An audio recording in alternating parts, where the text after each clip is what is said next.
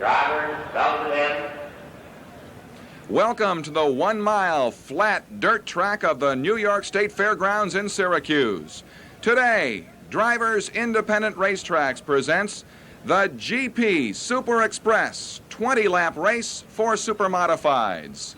Hello, everybody. I'm Doug Logan, and joining me is the editor of Open Wheel magazine, Dick Berggren. Dick, these Supermodified cars run exclusively on asphalt, but today it's on to the dirt of Syracuse. Doug, it's the only time all year these competitors get an opportunity to race on dirt. It's also the only time all year that they race on the mile track. So everybody's kind of running around here trying to figure out what to do to the cars and how to drive them in order to get the most possible speed. Because everybody is looking, there's really no clear favorite in this event. A lot of unknown quantities. Meanwhile, Andy Fusco is down in the pits, and he has this pre-race report. And Doug, Dick Berggren is absolutely correct. The Supermodified on the dirt track is like a fish out of water. These cars are made specifically for blacktop tracks. Look how wide the rear wheel track is on a Supermodified. Sprint cars have much narrow rear wheel tracks because they slide through the corners. A Supermodified on pavement is driven through the corners. Moving up to the front of the car, the engine on a Supermodified is extremely to the left-hand side. The theory here is to get all the weight over to the left-hand side. That makes it easier to go around a blacktop corner, but on dirt, the engines are in the center of the automobile. Whether these cars can get around Syracuse or not is anybody's guess, because nobody knows what to expect here today. The field is now in turn number 2 with the pace car out in front. Starter Gary Watson. The pole sitter is Joe Gosick, but already, Dick Berggren, we have a major development in this race. We sure do. Gosick has not been able to fire his engine so far. They've pushed him around. He's gone into the pits. They're pushing him around again to try to get it started. So far, no fire out of the fastest car in the field. He is not yet running. So the defending champion is still trying to get things cranked as he's being pushed along the front straightaway coming out of the pits. Jerry O'Neill qualified second, then Gene Lee Gibson out of Cicero, New York. Doug Saunier out of Canton, Ohio in the number 22 car. Row 3 is made up of Steve Gioia Jr. and Eddie Bellinger Jr. Row 4, Dan Sewell and Steve McKnight. Row 5, the number 27 of Russ Wood and the number 70 of Gary Morton. In row 6, it's Mark Letcher and Rick Coyle. Row 7, Cliff Graves and John Phelps as they pass in front of the huge grandstand here at the New York State Fairgrounds for the final time before the beginning of this race. Picking it up now with row 8, the number 07 of Bob Timmons and the number 8 of Bobby Barzee. Row 9, it's Steve Syracuse and Bill McDonald Jr. Row 10, Bill Sharkey and Howard Page. Row 11, Joe Cellini and Gary Albritton. And row 12, Troy Halsey and John Sheridan, the starting lineup for this race. And as the field goes down the backstretch, they are about to pass Joe Gosick, who set fast time here. Gosick unable to fire his car. They've pushed him off the racetrack right now. Gosick almost certainly will not be a contender today. He won this race last year.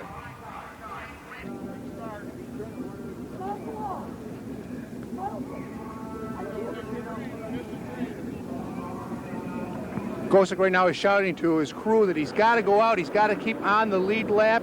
If he loses laps, he knows he's done. The crew can't change this in time. Gosick despondent behind the wheel of the automobile. He's been trying to shout instructions to the crew to let them know just how important it is to stay on the lead lap.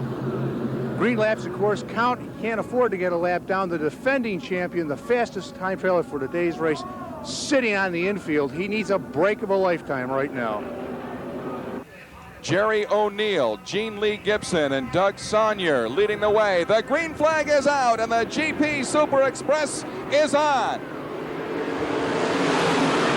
Turn 1, and Gene Lee Gibson dives low to take the lead, and already we have smoke out of the third position car. That's the 21, Jerry O'Neill, smoking. Your leader right. Oh, and we've got a spin in the first turn. Somebody in trouble there in the first turn already. So immediately we have a yellow flag here at the New York State Fairgrounds Speedway. Cliff Graves, the number 38, is the man who has spun in turn number 1.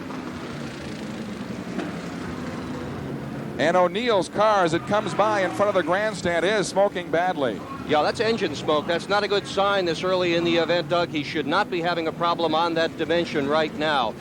Certainly not the kind of thing you want to see this early in an event. We were talking earlier about the fact that there are a handful of drivers who have a real upper hand in possibly winning this race. Yeah, there aren't too many guys who are really, really capable of running as fast as they have to run out here in order to win, and all of the guys who did that are in the front of the field right now. The top 6 are good contenders to win this event. Certainly, it could go to anybody in the field, but the front 6 absolutely have the best chance of anybody. They're picking up Cliff Graves and giving him a push. He started once again and will be able to rejoin the field. Meanwhile, another big story, that front row. Remember, Joe Gosick, the fastest qualifier and defending champion pole sitter, did not take the green flag, and Jerry O'Neill continues to smoke as they now swing out of turn 4 and onto the front straightaway. No start this time around. Gene Lee Gibson, whose father is quite a super modified driver, has had a brilliant career for lots and lots of years, and now Gene Lee is kind of taking up the family situation of being a super modified driver. Every driver in today's GP Super Express, with one exception, is using downforce on the rear of the automobile to create stability in the rear wheels. The one exception is Gene Lee Gibson. He's removed all of the rear wing apparatus. His theory is to get the car through the air as quickly as possible. It'll be interesting to see how Gene Lee Gibson's theory works today. So many of these drivers have family roots in racing. Yeah, they really do. Steve Joya, that's in this field, has a father who's been very active as a racer for a long, long time. And father to son, and racing seems to be the kind of thing where kids learn from dad and get involved as dad had before. We get the word that the problem on the 00 is a fuel pump. 00 fuel pump problem. That's Joe Gosick's car. That'll sure cause it to not start. The fuel pump is direct drive, runs right off the engine. When it goes, the engine doesn't. Gene Lee Gibson puts the hammer down, and we are back under green. Second place, Steve Joya. Third place, Jerry O'Neill. And Joya tries to dip down low in turn 1. He can't get the job done. Gene Lee Gibson has about a 4-car length lead, and now falling off the pace is O'Neill. And he's back into 4th, and he's dropping back very quickly.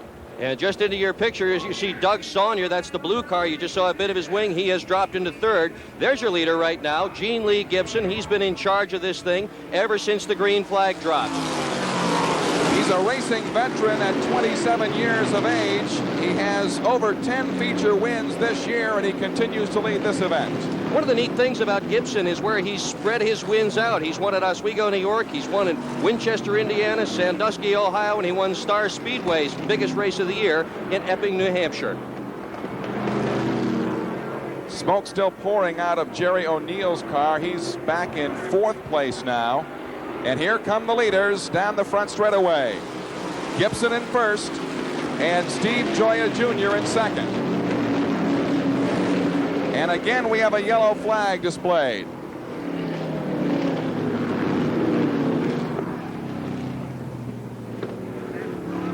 Eddie Bellinger out of Fulton, New York, has now moved into 5th place, and we have the cars slowing once again on the racetrack.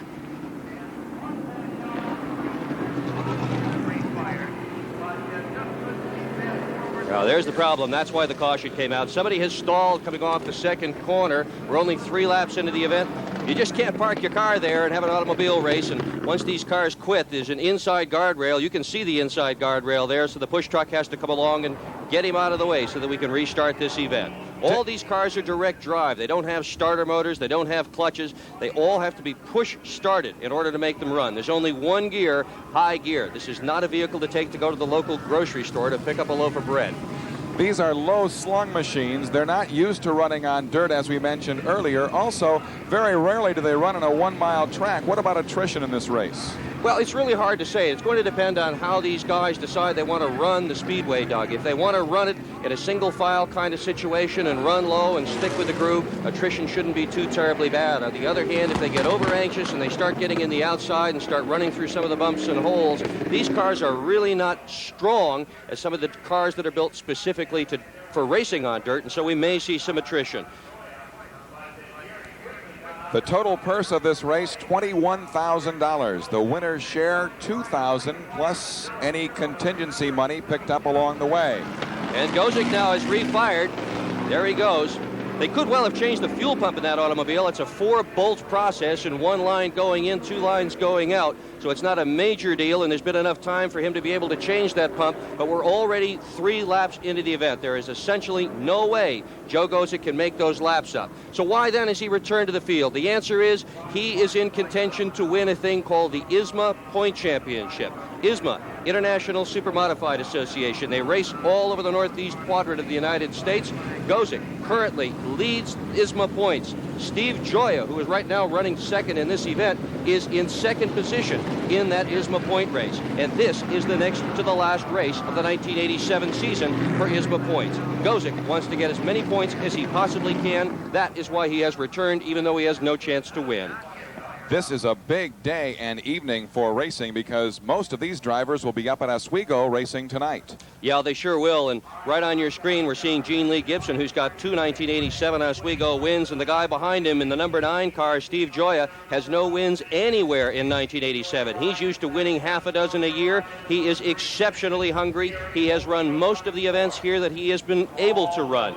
So he, for sure, could be a contender to blow by that 0 car in the lead and beat Gibson before this thing is over.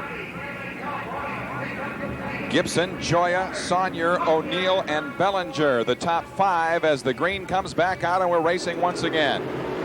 Bellinger with a nice hole shot on the low side. He got a good light there coming out of the 4th corner, but not good enough to carry him into the first turn, and they're still running as they were before the green flag.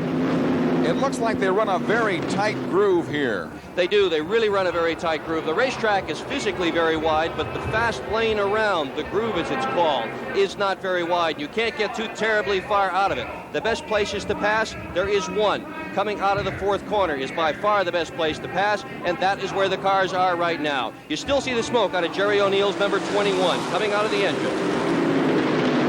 That's been a story since the very first lap. Meanwhile, Gene Lee Gibson continues to lead. Gioia is second, and we have a pass as O'Neill works by Saunier and gets into 3rd. Ironically, in the 2nd turn, just as I said that there was no other place to pass but the 4th, it is very, very unusual to see anybody do that. You can see the smoke very clearly there from O'Neill's car. You can also see the wing on top of the car moving up and down. These wings are set up in such a way that they drop down horizontally on the straightaway. That reduces drag, but they pop up in the turns. Now watch when they go through the turns. See the wings pop up? That's so that they can pick up more downforce going through the corner. High wing angle in the corner, straightaway, see it level out. There goes the wing going flat down the straightaway to reduce the drag. How much drafting can they actually do on this track? Basically none at all. Drafting doesn't really count here at all. What you have to do is have track position. You've got to watch the groove. You've got to watch the car in front of you. But what they do in Winston Cup racing, they cannot do here. 6 laps complete, and the leader continues to be Gene Lee Gibson out of Cicero, New York.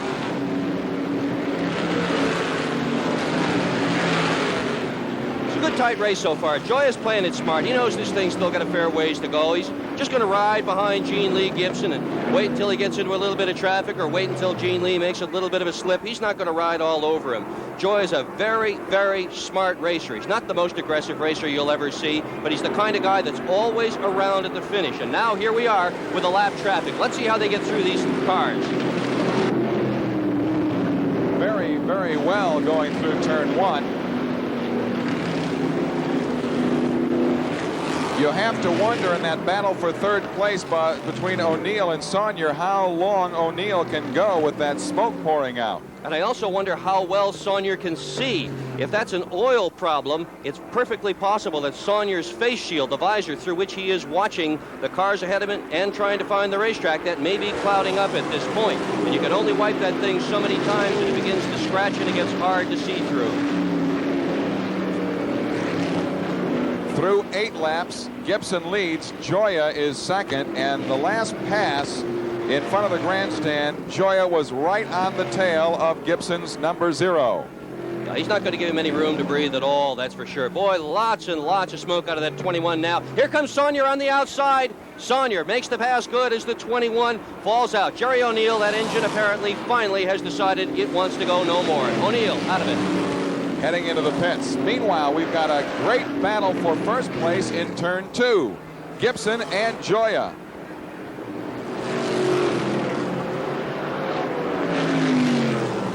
There's Jerry O'Neill, disappointed. He's a drag racer, or he was a drag racer before he took the Supermodified competition, so he's not afraid of the speed. He's quite used to extremely high speeds. The engine's under that silver aluminum bonnet that's right in front of the driver. It's offset heavily to the left. They're all taking a look at it to see what exactly is wrong. Doesn't matter what was wrong. For sure, he is all done for the day. Steve McKnight, listed as the number 8 starter, is now up to number 5. 10 laps down in this event. That's the halfway point. 20-mile race here at the New York State Fairgrounds. Interesting battle between the two types of cars that are in the front 2 positions right now. Gene Lee Gibson is driving what's called a Graves car. It's a very narrow chassis. It has a fiberglass front spring, coil-over rear springs with torsion bars as well. And we're in a lot of traffic right now. Could be a lead change. Nope, Gibson's going to hang on to it. The car is a very, very narrow thing, and he's taken off almost all the body on that automobile, so it's sort of like a pencil affair, slicing through the air. Behind him, the number 9 car of Steve Joya. By the way, Joya built his own car, and that is a 1985 built automobile. Built that thing himself. That's much wider. You can see how much more sheet metal is there, and that sheet metal is there to take advantage of downforce. Lots of trouble. Oh, we got a spin in turn 1, right in front of second position. And a car has flipped in turn 1. More contact. Very serious crash in turn 1. Several cars. Steve Joya is involved. The 28 is involved. Saunier is involved. Heavy damage on several of those cars. That's Doug Saunier in the 21. You can see that he's waving around in there. He's all right. The 28 is Steve McKnight. 9 is Steve Joya. One car upside down. The emergency crews are on the scene in turn 1. About half a dozen cars involved in that fracas.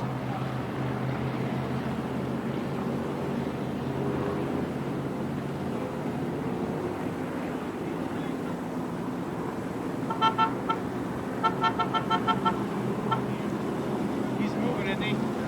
Emergency help has arrived on the scene. That was a tough crash in the first turn. Very hard hit by several of the competitors. 12 laps are complete.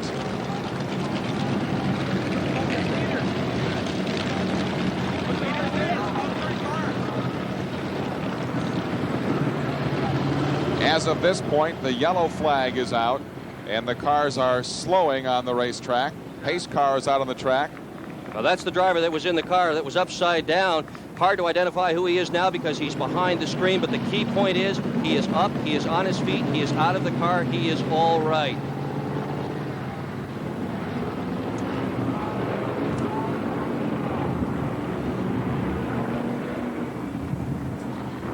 We're still checking on the identification of that car.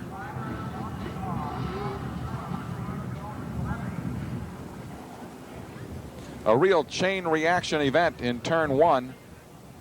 It looked like it was prompted by a blown engine or somebody lost a radiator or a radiator hose. At any rate, just going into the first turn, they were 2 wide, almost 3 wide, and then all of a sudden there was a lot of fluid all over the ground, and then it started, and everybody went flipping and flying through the air.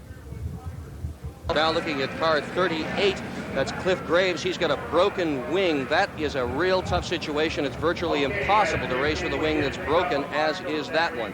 If he loses the wing, he will also lose almost all the speed that that car is capable of here. A tough break for Graves.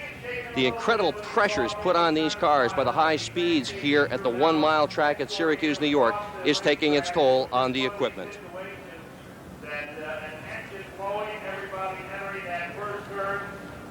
Joya was up on the outside and going through the traffic, and they were all just right there racing, and there was Joe Chillemi. do about it.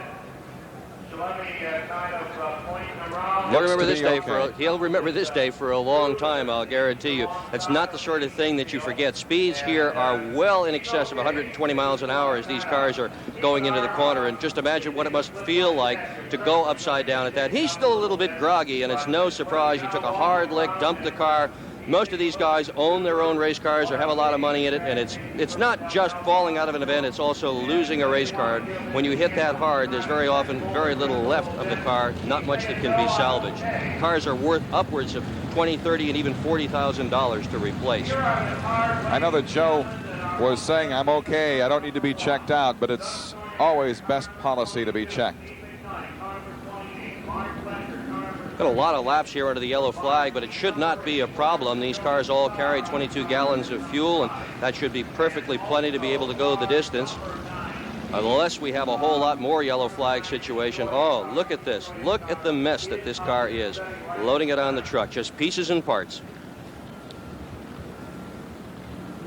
The leader of the race through 12 laps is Gene Lee Gibson. Second place, Eddie Bellinger Jr. out of Fulton, New York. And in third, it's Dan Sewell. Fourth place at this stage of the race is Howard Page. He started on the outside of row number 10. And in fifth, it's John Phelps in the number 48. Look at that tangled mess. I would say the value of that race car is practically nil. Look at that thing. Got it all four corners. The cage is all twisted. That's cut it up time. It's that car's done. Wow, that is really bad. He was a lucky guy to get out of that thing okay. Look how the roll cage is pushed down. Wow, that thing is really beat up. We were lucky today. Jim, tell me what happened up there in turn one. Well, I was getting lapped by a few cars, and the blue car, I think it was either Letcher or Sewell, engine just ignited right in front of me. My whole shield just went oil out of the track, and I just enough to see him start spinning. And I just know I got collected by another car, and I saw a red car right on my face. I don't know if it was a 38 or Steve Joya. I guess it was Steve Joya because I've seen his car up there. And from there on out, it was just flipping and whatnot, and the car got smashed up really bad. The cage kind of came down a little bit, and it was keeping me off it, but I just couldn't get out of the car because it was kind of low. I was kind of scared there for a second or two, but there was no fire or none. So. Okay, the dirt emergency crews have been working on you. How do you feel, and what's the matter? I feel okay. All I really did is cut my hands a little bit, and I got a little stiffness in my leg. So judging by how bad the wreck looked, fell. I came out pretty luckily, I think. A lucky driver for what is obviously a very damaged automobile. Yeah, right.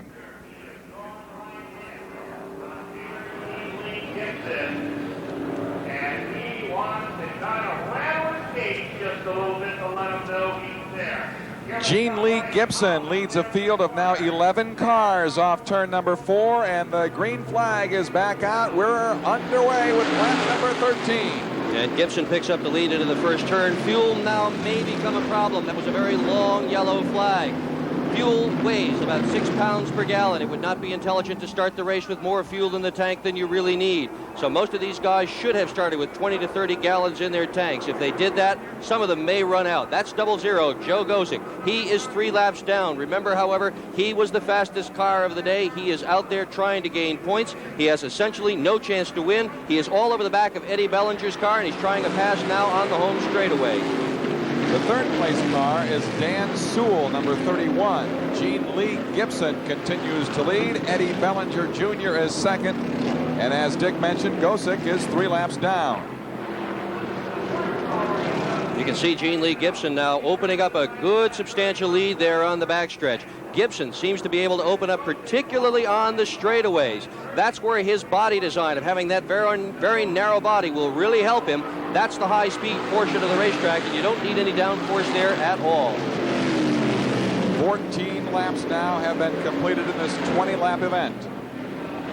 And we've got another dropout here.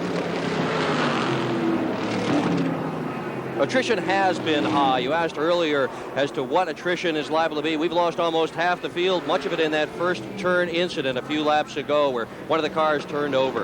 Look at Gosick. Boy, he's aggressive. He is really fun to watch. No chance to win, and look at how hard he is trying to pass Eddie Bellinger. He's all over the back of that car. These automobiles have no rear view mirrors, so you sort of have to feel the guy behind you to know where he's at. You can better believe that Eddie Bellinger knows somebody's back there, but he probably does not know that it's Joe Gosick, and that Joe Gosick is not in contention to take that spot away from him, so you can expect Bellinger to defend his position with great vigor. There's a look at Bellinger as he swings out of turn number 4. pretty car. He builds that car himself. It's the last year on the automobile. It's only going to race today, tonight, one more time in Connecticut, and that car will be history as far as Bellinger is concerned. He's now going around a slower car with Gene Lee Gibson still in the lead. Of course, his father, three-time Oswego Modified Track champion in 1958, 59, and 60. And we have a good race for that top spot. Yeah, we really do. Bellinger now has closed significantly on Gene Lee Gibson. He's right on Gene Lee's back bumper as Gosick now begins to fade. Lap 17 is complete. Gibson and Bellinger, 1 and 2. You see some of these cars be able to close up and then disappear as if somehow or another they lost their advantage. This all has to do with trying different parts of the racetrack. Sometimes you can get into a corner exceptionally well and close up, and then the next time you try the same stunt and maybe it doesn't work and you drop back a car length or two. So that's what we're seeing here. We're seeing drivers running on the absolute ragged edge, trying as hard as they can, and sometimes they're trying a little bit too hard. We have 2 laps to go. 2 laps for Eddie Bellinger to try to close the gap on Gene Lee Gibson. Gene Lee Gibson has never won here. He was here 2 years ago and severely wrecked his car. He figures this joint owes him one, and if he wins today, the score should be even. Look at Gosick on the outside. Out of turn 4, down the main straightaway, and the white flag is displayed for Gene Lee Gibson, the leader, and will follow him around the track. Running smoothly as they dig down into turn 2 and onto the back straightaway. Gene Lee Gibson now with a commanding lead over second position Eddie Bellinger. Gosick in the picture, 3 laps down. Gibson now entering the third turn for the last time. Bellinger with a close move trying to get in the inside of Gibson. One last chance coming out of turn 4, but Gene Lee Gibson takes the checkered flag as the winner of the GP Super Express. And just as that happened, Eddie Bellinger threw his hand up in the air. Gosick got by him. I think Bellinger ran out of gas just before the checkered flag. Third place goes to Dan Sewell, number 31. There's your winner, Gene Lee Gibson. Gene Lee Gibson taking one more tour of the race course, and then he'll be headed in front of the huge grandstand here at the New York State Fairgrounds and Victory Lane.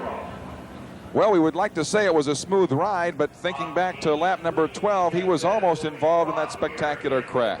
He really was. He just got away from that as the car blew its engine in the first turn that started that whole mess. He was right beside the leader, Gene Lee Gibson. This time, fate smiled upon Gibson because the crash took out just about everybody that was right behind him that had a chance at him, leaving Gibson entirely unscathed, and now he drives himself to Victory Lane.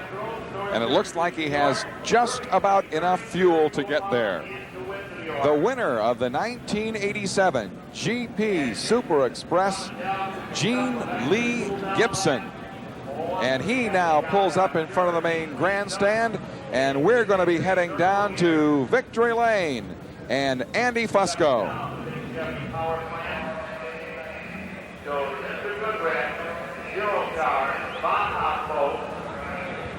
Village Chevrolet is shut down, and we're ready to go trackside with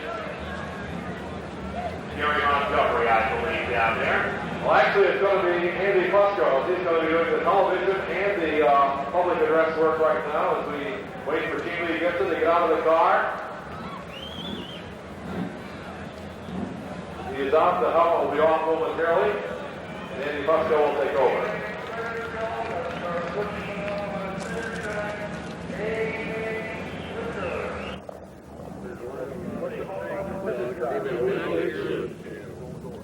Gene, you probably got the break of a lifetime right off the bat when Joe Gosick had to drop out early. Yeah, that was a big break right there. You know, I was going to be starting behind Joe, and you know, I figured I'd follow him into the corner and go from there. But Joe breaking moved me to the outside pole, and I was just going to try and beat Jerry into the corner because I figured whichever one would lead it into the corner, you know, would be the one to beat because you get out front and you don't have to worry about everybody else's dirt and rocks bouncing off of you. So you know, getting into the corner is the key here. Now, Gene, after the Chalemi flip, it looked like you were able to open up a pretty big lead on Bellinger, but then he was able to close on you in the last quarter of the race. What happened? Well, you know, I don't shove the car any harder than I have to. That's a good way to tear him up. You You know, I saw it when I come up on these guys going into one. I saw, I think it was Danny Sewell smoke, and I knew something was going to happen. But you know, I was just lucky to get by it, or I'd have been right in the middle of it too. It's been a heck of a year for you. You had a $10,000 win at Oswego earlier this summer. Your dad, Todd, has got to be awful proud. Oh yeah, I'm sure he is. It would have been nice if he'd have been here to run too, but he had some motor problems and he didn't come up to run. But you know, we'll take them all. Early in the day, you made a decision to take off the rear wing of the car over the gas tank. What was the decision thinking behind that? The tires didn't clear. Now, we was going to run the body, but last night we was putting the tires and stuff on the body, wouldn't clear, so we said we don't have any choice. We're going to take them off. I think it was better because then it let me get down the straightaway quicker because you know these long straightaways, you got to get down these straightaways here. But that's the way it goes. Gene Lee Gibson, the winner of today's GP Super Express. I'm with Eddie Bellinger Jr., driver of the Miller American number 02. Eddie, a good run for you today. We're happy. We were lucky we finished second. My car broke just before we got to the finish line. I coasted across the finish line. What broke on the automobile right there at the checkered flag? There's something in the rear end, either the lower shaft or the gears. I'm not really sure which one. We got to go home and take it apart and get it fixed back up so we can get down to Oswego tonight and run down there. Now, Gibson appeared to be able to pull out a pretty big lead on you near the halfway point of the race, but then you closed right up on him near the end. In the turns, I was actually a little faster, but he was pulling me down the straightaways by about a car and a half every, and it's a little tough to keep making that up in the turns all the time. But we're happy to get what we got. I wish we could have won, but we're still happy, and we've got to go and fix the car and see if we can do it again tonight. Now, Joe Gosick was all over you, but he was a couple of laps down. Did you know that? I saw him there one time, and I didn't know he was down, so I was trying real hard just to keep him behind me, and when I crossed the line, he got by me, and I thought, well, geez, there goes second. But as it turned out, I guess he was down a couple laps, so we really didn't lose anything. So maybe it's for the well it broke when it did, because I didn't really lose anything, and now we can go and fix the car and race tonight. So Attrition was tremendous today. You were lucky enough to be able to coast over the line and go home with a paycheck. Is this surface really tough on these cars? Not so much the surface, just the speeds are real great. What happened down there in turn one is it looked like somebody blew the motor or something maybe. I see a lot of water or oil on the racetrack, and just everybody happened to be there at the same time, and just chain reaction took out 4 or 5 cars, and it looked like it did a lot of damage there. I was just lucky I was able to escape. I was, not quite close enough where I was still able to find my way through okay. Eddie Bellinger happy today with his runner-up finish. So Gene Lee Gibson, Eddie Bellinger Jr., and Dan Sewell, the top 3 finishers in our GP Super Express. A good race, it really was. Tough crash right about in the middle of it, Doug, but Gene Lee Gibson, young driver, finally took the course of vengeance here at Syracuse, winning after just recently crashing hard at this same track. There were indeed a number of variables out here this afternoon, including a spectacular crash just at the beginning of lap number 13. But the man who escaped and came away with a championship, 27-year-old Gene Lee Gibson out of Cicero, New York, the winner of the 1987 GP Super Express. Miller American, car number 1. Gordy, congratulations on